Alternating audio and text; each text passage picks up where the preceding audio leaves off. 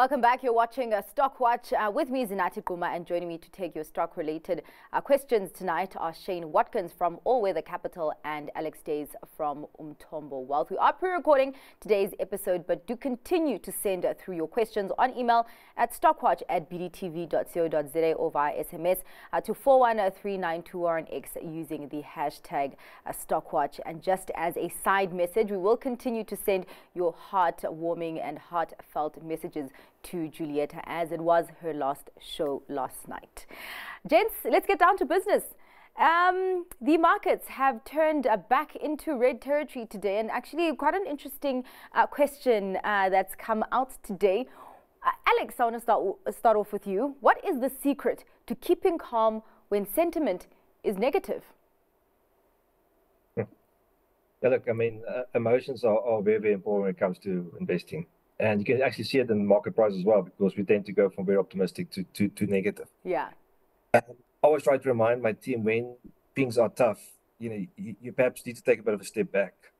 Perhaps just get your head clear, do something that you perhaps enjoy.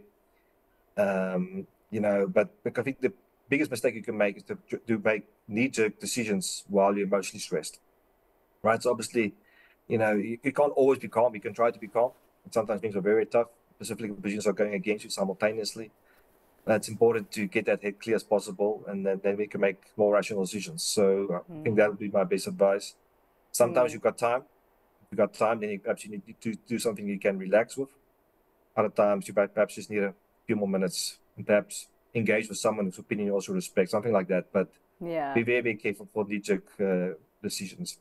Yeah, really quite extreme movements that we've seen this week. Shane, just your thoughts on the source of that pressure and, of course, just the market's failure then to keep that rally that we saw yesterday going today. So, Zanati, I think in the first instance, our view is that when there are market events like this, we have to look for what is the opportunity. And generally, in crisis, there's also an opportunity to reset your portfolios and make some money. And so, we actually quite welcome these volatile conditions. I think that our business is quite adept at handling them, and generally it resets the portfolio to make money in the future months. So, it gives you an opportunity to sow fresh seeds that you will harvest subsequently. In terms of what happened this week, well, of course, the Japanese market was down 12% on Monday, 20% for the month, which is pretty unusual for the third biggest economy in the world. In terms of the decline in Japan, I think it was the biggest fall they have had since 1987. And then, of course, the NASDAQ was down, well, pick a number, but let's say 5 to 8% on Monday. It has recovered. And, the seeds of this really was, you tend to have unusual market movements when there's a series of factors that act together in a negative way. And in Japan, it was the unwind of the carry trade, which we can discuss if you like. And in the United States, it was the sense in the United States that the Federal Reserve had left it too late to start cutting interest rates. And perhaps that would cause a recession and we wouldn't see the soft landing that people were hoping for. Just with that, Alex, I'm going to come back to you with more questions, but just on that carry trade, I know that a lot of people have been quite optimistic about Japan and the equity market over there. You talk about, obviously, this now new narrative around the carry trade. Will that be affecting how investors are looking at Japan's equity market? Yeah, Zanati, no doubt about it. So, let me explain what the carry trade is for the viewers. The carry trade is about $500 billion that was borrowed in Japan at zero interest rates, taken out of Japan and invested in other markets. Now, it works very well investing in almost any asset if you're funding it at zero, which has been the case in Japan for 20 years. Yeah. The Japanese central bank then started to hike rates. They hiked rates by 25 basis points. And that raised the cost of that money that was then in offshore markets, and that started to become repatriated to Japan. And in that happening, it caused the Japanese yen to strengthen. So the yen strengthened from, I think, about 160 yen to the dollar to 140 yen to the dollar. And the reason that the Japanese stock market didn't like that is that the vast majority of the large listed companies in Japan are exporters, and they like a weak yen, not a strong yen. The unwind of the carry trade caused a strong yen, which caused people to sell their local Japanese companies. I mean, it has subsequently recovered to some degree because the Bank of Japan has said that they will hike rates more slowly than maybe they would have prior to this event. Okay. And so things have normalized and the yen's gone back to about 146 yen to the dollar. All right. Well, thank you so much for explaining that to us, and also really how it affects the companies that are listed in Japan. Let's come back home and take a look at the JSE. Alex, I'm coming to you with Woolies. Can you please ask the panel's view on Woolworths? Yeah, I mean, certainly Woolworths' share price has been under pressure year to date, and in our view, it's starting to look relatively interesting. So obviously, you've got different components. The food business still doing quite well. And then the clothing business, where they have changed management money about a few years ago, they initially started doing well, but we started seeing a bit of a slowdown there in a moment. Now, the question is that seasonal or structural? We'll have to wait and see, but there's certainly a lot of optionality if they can deliver better, and specifically in that business. And also Australia also had, coming from a high base, Country Road is also a lot under pressure. I think overall the balance sheet is looking okay, but Woolworths does generate very good cash flows, and if SA economic activity does pick up, Woolworths is well positioned. It's still got good businesses, good management, and we think it's starting to get relatively interesting in the moment. But there are options as well in the sector. Yeah. Well, there's actually another question, but this one, please compare and contrast between Woolies, Truworths, and TFG. Shane. So Zanati, Woolies, as Alex said, it's well, there are four businesses. There's food, there's clothing, there's financial services, and there's Country Road. Yeah. But let's just say that the difference between Woolies and the other two is that in the first instance, Woolies have got a very large food business that's very high quality, and you've probably got to put it on a 20p like ShopRite. So that's Woolies, and I think if you do an add up of those values, you probably get a higher number than the current share price. Truworths and Foschini, they're fairly similar businesses. I guess Truworths really is the main business is selling quite expensive clothing on credit. Yeah. And they've got a very capable and able CEO, Michael Mark. I think he's the longest serving CEO in the JSE. And their business earns money from both selling clothing, where they earn a gross margin of 50%, and then they're lending money out at 20 to 30%. Foschini is pretty similar. I guess the main difference would be Foschini is a bigger business. They've got about 3,500 stores. And they've got a much bigger business in Australia. They've got about 650 stores in Australia. Also selling on credit, but less reliant on credit than Truworths. So ironically, to some degree, when interest rates come down, Truworths will be more negatively geared to falling interest rates than Foschini, because they quite like earning these higher rates because they sell on credit. About half of Foschini's sales are actually cash now. That's very interesting. Thank you for giving us that breakdown. But how would you be ranking them? Let me start off with you, Shane, and then I'll go to you, Alex. So I guess we're a little bit agnostic between the three. Okay. I think you have to say that Woolies, because of the food component, is a less cyclical and inherently higher quality business. But I think if you believe that this government of national unity and the reinvigoration of the South African economy is going to get GDP growth going, I would say that the customer base that's most positively geared to kind of a positive South African narrative is probably Woolworths. It's a more upper-end customer. They tend to have car loans, mortgage bonds. They're slightly more tuned to the conditions of the South African economy. And so Woolworths is probably going to give you the best gearing to a more positive South African scenario. On your side, Alex, how would you be ranking them? Look, I mean, we do change our views over time. It depends on the cycle and as businesses are. But at this particular moment, when it comes to clothing retailers, our preference is for Truworths. I think the UK business has also done quite well. They're going to start growing space there in office. That's predominantly also shoes they sell there, right? So even though they had a bad summer, I still think shoe sales will probably do better than normal clothing sales. I think also key for Truworths is they're getting to the end of their capex cycle, but they invested in the DC. So that means some of the excess free cash flow now can perhaps be re-employed back into share buybacks. And I think just from a capital allocation perspective, for me, they're much more conservative, and I prefer that.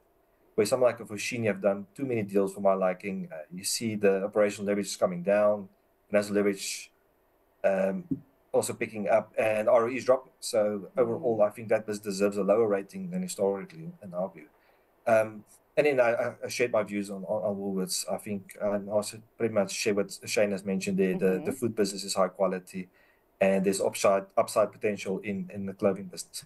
Well, I mean, a very interesting question on clothing retail, considering the pressure that the consumer is under. What's your view on the impact of small street informal retail? I guess that's where you'll get brands like Louis Villagazi instead of Louis Vuitton. So the panel's view on the impact of small street on future performance of the likes of Mr. Price and Pep, I guess those at the lower end of the clothing sector. Yeah, especially considering the pressure on the consumers under. I mean, I just from my personal point of view, I would feel like small street and formal retail usually can coexist without really bothering each other. And maybe for me, more of the question would be the impact of Shein and Temu on Mr. Price and Pep. Shane, would that also be how you're thinking? And actually, do you think that we could see a significant impact of that?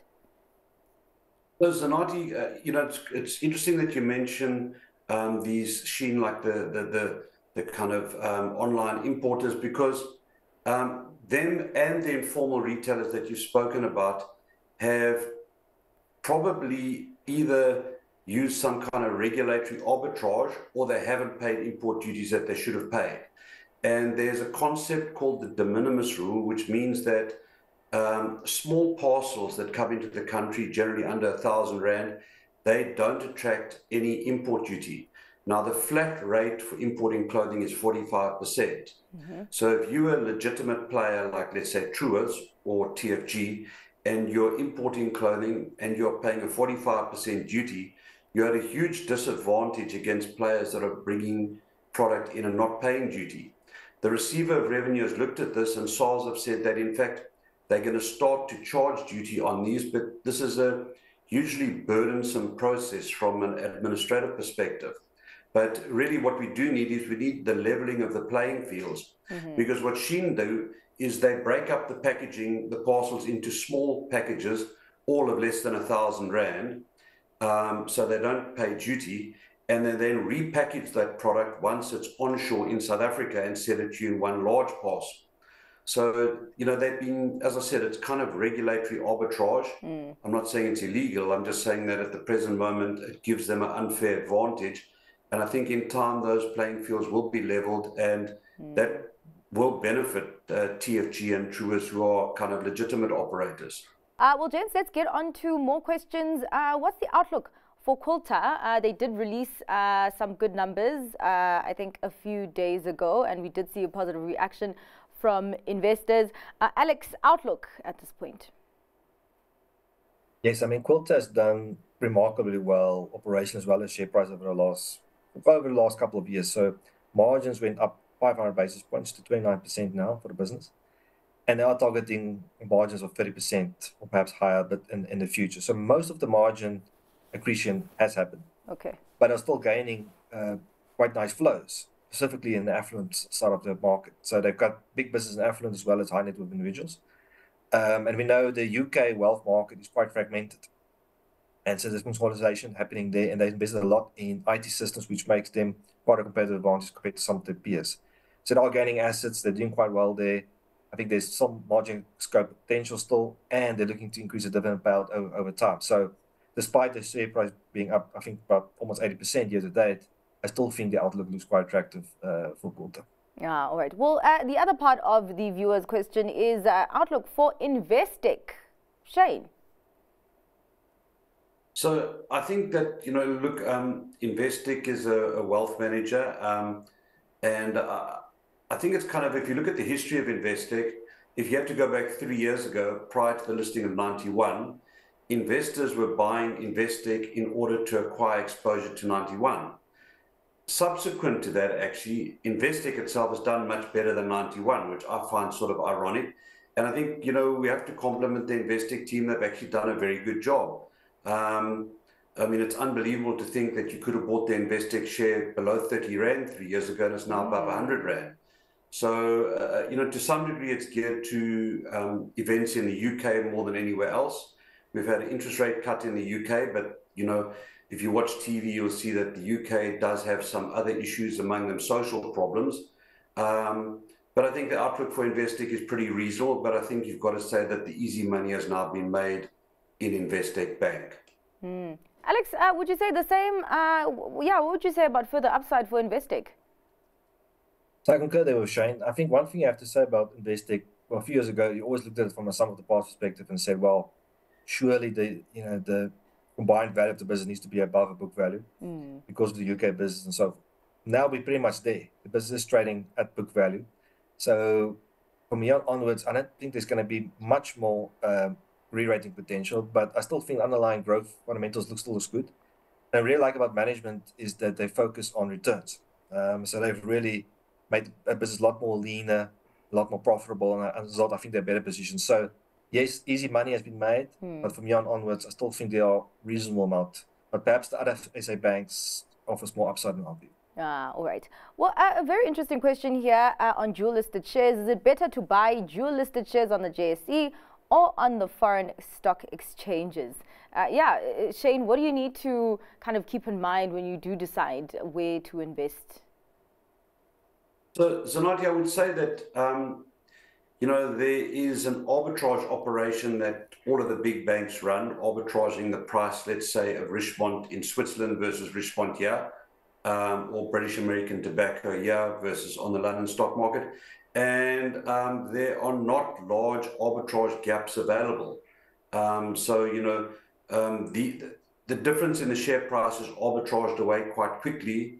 And so I think that the only difference would be is whether you have money offshore to acquire British American tobacco, for example, on the London Stock Exchange versus here. But there are not large arbitrage opportunities available between these shares. And I think, it would just depend whether you want to take the currency risk or not. All right. Well, gents, let's go on to more questions.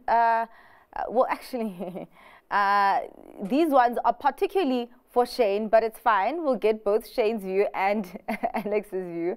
Outsurance and Pepkor. Let's start off with Pepkor, since we're already on the trail of retailers. Alex. A while ago, I actually picked Pepkor as one of my stock picks. And I think because the business is well positioned. So in South Africa, as we know, two key businesses there is Pep and Ackermans. Ackermans has gone through a bit of a difficult period, but the last set of results, they start to show that they are going in the right direction again. And I think Pep, there's no doubt, will do better if the connectivity just does better. Remember, Pep's got a huge market share when it comes to kids' wear and school clothing as well. And that other business we like when the Pep was stable is in Avenida, which is in Brazil. Avenida produces quite high GP margins with very low EBIT margins. And that's because they don't have scale yet there. So they are investing in scale capacity in Brazil. And if that can be successful in Brazil, that means they've got very strong top-line potential with margin expansion. So we think Avenida can then become quite a material part of the group's value over time. And investors will probably willing to pay a premium for it. But of course, there are risks. We are in Brazil. They might fail there. But so far, I think the evidence we've seen looks good. But I think the next, call it 18, 24 months, will be quite telling on if investors are going to give them a benefit of doubt or not on Avenida. But Pepkor we like. All right. And actually, just Shane, as we were talking about Woolworths having 4 different businesses, Pepkor also, and we tend to forget about all the other ones, including the fintech. How would you be viewing Pepkor at this point? So I think, as Alex said, I mean, they've got a good business in South Africa. I think that, there's some recovery potential in South Africa, particularly in Ackermans. And then they've got Avenida in Brazil, and they've said that they think that could be like 3,500 stores. And I think they're like less than 500 now. So sort of a good growth optionality in Brazil.